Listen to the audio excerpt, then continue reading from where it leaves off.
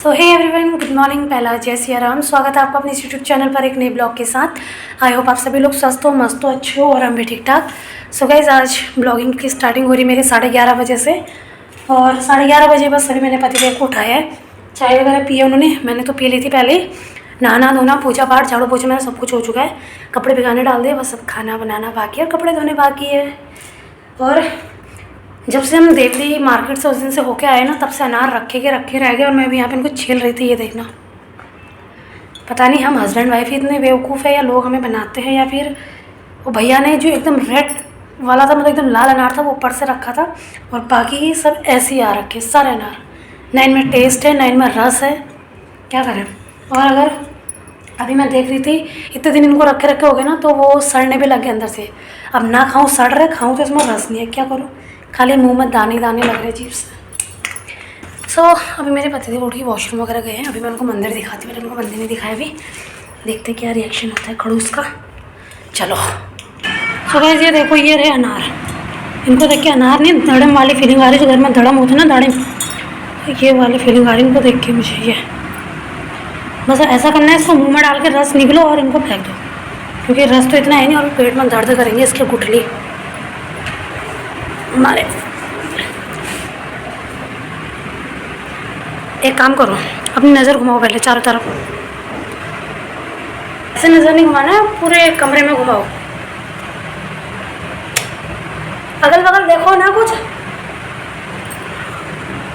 अरे वाह, very nice. कैसा लगा? मजा आ गया। कल का दिन मेरा इसी में निकला पूरा मंदिर में। 2 घंटे लगे इसमें पूरे। तो अच्छा था ना?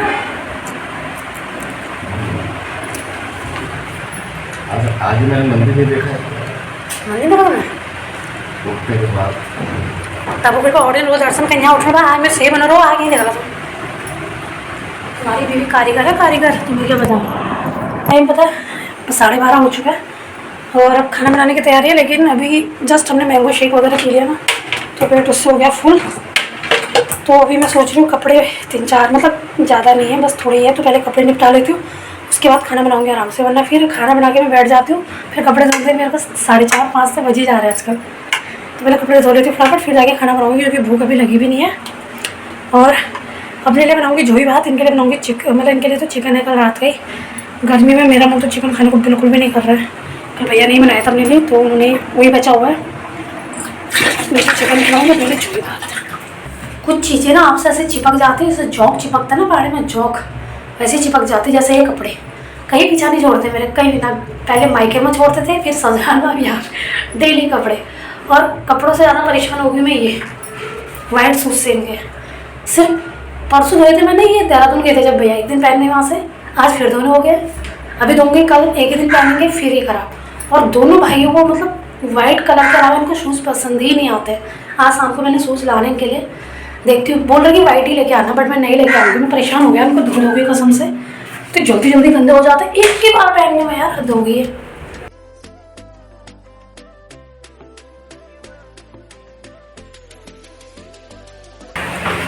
कपड़े भी धो चुके हैं, आगे पर आंटी बोर्ड।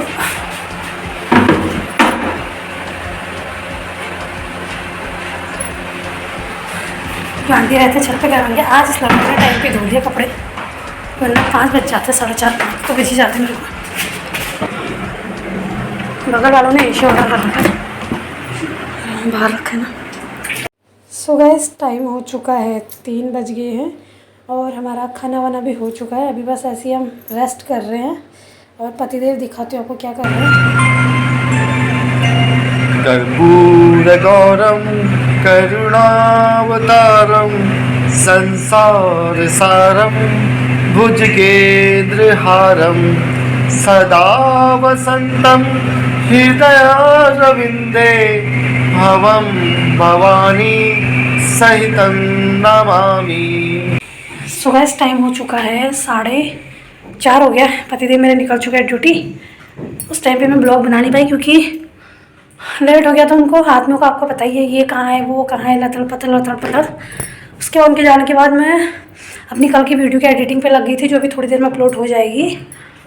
प्यार देना अपना है ना। तो अब भाई मैंने बर्तन भी नहीं धोए, बर्तन भी ऐसे थे क्योंकि कल की वीडियो तो थी, मतलब है तो छोटी, वो 6 मिनट कुछ ऐसी है, बट उसमें ना एडिटिंग में थोड़ा टाइम लग गया, क्योंकि जो ब्लॉग हम डायरेक्ट मतलब मुंह से उसी टाइम बोल के वो करते हैं उसमें उतना टाइम लगता है, बट जिसमें पीछे से वॉइस ऐड करनी होती है, गाना ऐड करना होता है, यहाँ से कट पिट वगैरह, उसमें बहुत ज़्यादा टाइम लग जाता है, तो उसमें लग गया था टाइम। तो बर्तन धोती हूँ, उससे पहले मेरे ये सारे आइस बॉक्स सब खाली पड़े हैं। आजकल आइस का ज़्यादा यूज़ हो रहा है, क्योंकि शाम को उसमें डालने के लिए भी चाहिए होता है कूलर में। अभी कुछ टाइम से फिर गर्मी होने लग गई, उमस टाइप की। तो बर्तन धोती हूँ, उसके बाद फिर निकलूँगी मार्केट के लिए।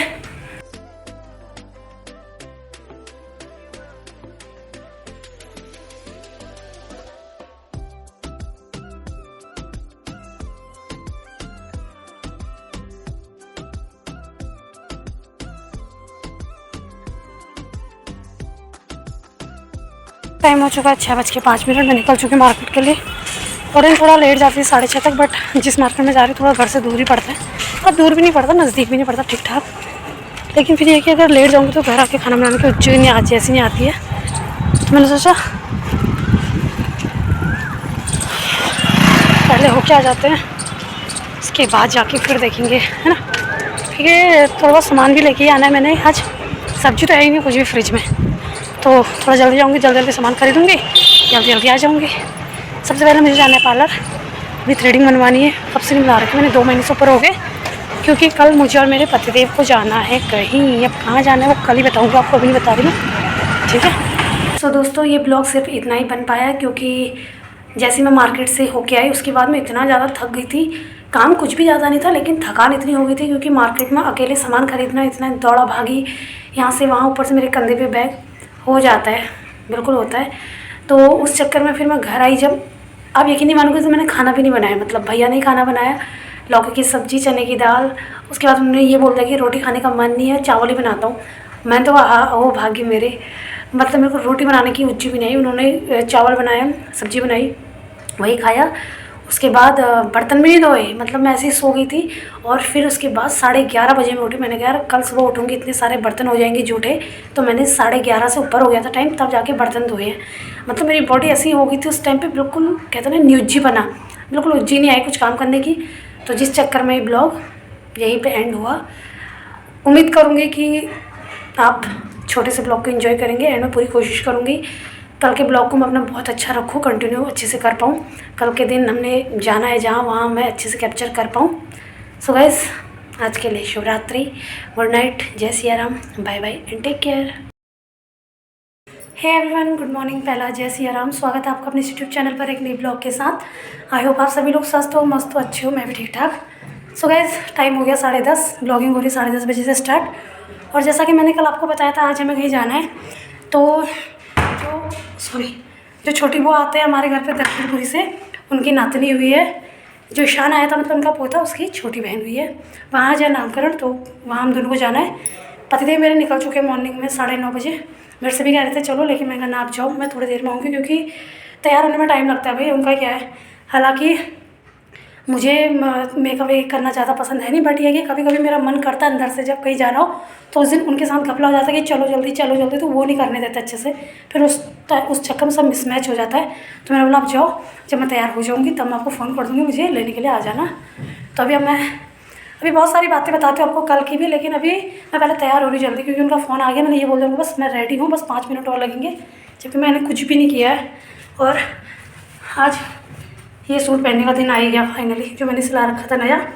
तो गाइस, मैं पहले तैयार होती फटाफट, और बीच बीच में आप लोग को बताती रहूँगी, बाकी बातें बाद में करूँगी, ठीक है। थोड़ी जल्दीबाजी में हूँ ना अभी। सो दोस्तों, चलिए रेडी होते हैं फटाफट। और रेडी होने के लिए हालांकि मुझे इतना कुछ मेकअप चाहिए नहीं, बस अपना थोड़ा सा सनस्क्रीन वगैरह मैं यूज़ कर रही हूँ, और बाकी कुछ भी नहीं। और इसके साथ ही मैंने अपना सूट भी यहाँ पे पहन लिया है, लेकिन ये सूट मेरा कुछ ज़्यादा ही लूज़ कर दिया वो भैया ने, तो जिसकी वजह से ये मुझे उतना अच्छा नहीं लग रहा आज। सो अब बारी है बालों की, जो कि मेरे लिए सबसे दिक्कत वाला काम रहता है। मेरे पतिदेव को जो बाल मुझे पसंद है वो उनको पसंद नहीं आते। लास्ट में इतनी जल्दबाजी हो गई थी कि मैंने बस खाली अपने बालों को ऐसे क्लच किया है। सो गाइस, फाइनली मैं रेडी तो हो चुकी, बट ये सूट कुछ ज़्यादा ही लूज़ लग रहा है मेरे पे आज। भैया ने इतना लूज़ कर दिया, मुझे फिर टाइट करने के लिए देना पड़ेगा यार। ये हद, कैसा टेलर है दिल्ली की पता नहीं। और पतिदेव का फ़ोन आ गया, वहाँ सब खाना भी खाने लग गया। अब मैं सोच रही थी कहाँ मैं बाल बनाऊँगी, ये करूँगी वो करूँगी, बट कोई फ़ायदा नहीं, चलते हैं। एंड टाइम बताइए हैं, ये देखो जल्दबाजी का नतीजा ये हो रहा मेरे हाल कसम से अच्छी है। चेंज कर सो गाइस निकल चुके मैं रेडी हो गई घर से। अभी आएंगे पतिदेव लेने के लिए आगे से। धूप इतनी तेज़ हो रही है पूछो मत।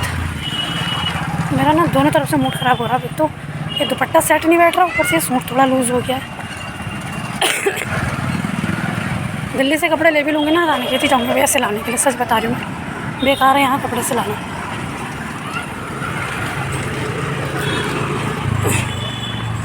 सिलाई का जो रेट है वो देख के मन करता पता नहीं कितने अच्छे सूट ही सिलते होंगे, लेकिन कुछ भी नहीं है, सब बेकार। सो दोस्तों पता है मैं मतलब टाइम 2:08 हो चुके हैं।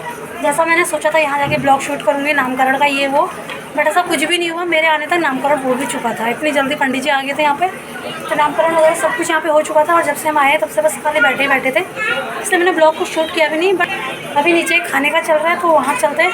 और मुझे भूख भी लगी बहुत तेज़, क्या सुबह से नाश्ता भी नहीं किया। हालांकि मैंने 2 पूरी खाई थी मैंने सुबह, तो मेरा उतने से पेट नहीं भरा। सिर्फ नीचे चलते हैं खाना वाना खाते। ठीक है चलो आपको भी खाना खिलाते हैं साथ में। और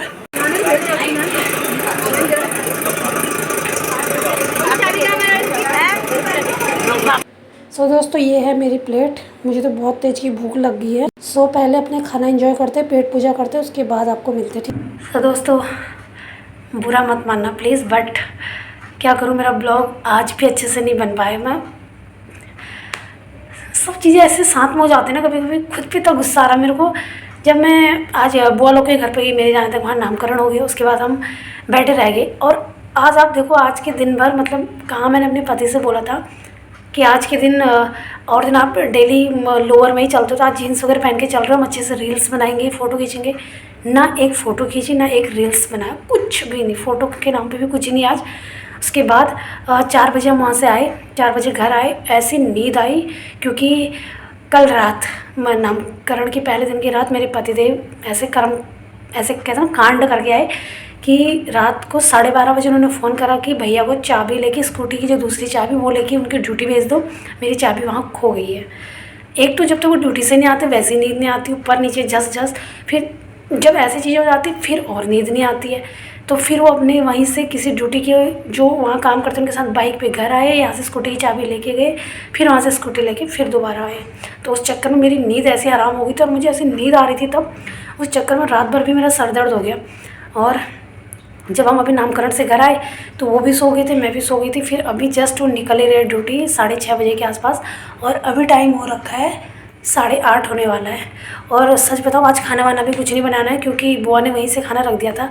दिन के खाने से अभी तक पेट ऐसा भरा हुआ है, तो फिर भैया आए नहीं थे तो बुआ ने खाना वाना रख दिया था उनके लिए क्या एक्स्ट्रा ही है वो। तो मैंने कहा चलो ठीक हो गया, आज भी खाना बनाने की छुट्टी हो गई मेरी, तो क्योंकि उज्जी नहीं आ रही। अब मुझे ऐसा हो रहा है कि बस सो जाओ आराम से। सच में नींद पूरी नहीं हुई है मेरी, पता नहीं क्यों ऐसे होता है जब इधर उधर के काम, क्या करूँ। लेकिन दुख इस बात का हो रहा कि जो मैंने सोचा था होता है ना, जब हम जा रहे हो कहीं। एक तो मैंने नया सूट पहना, इस बात की खुशी थी, लेकिन उसमें भी मेरा मूड ये ख़राब हो गया कि सूट लूज़ हो गया।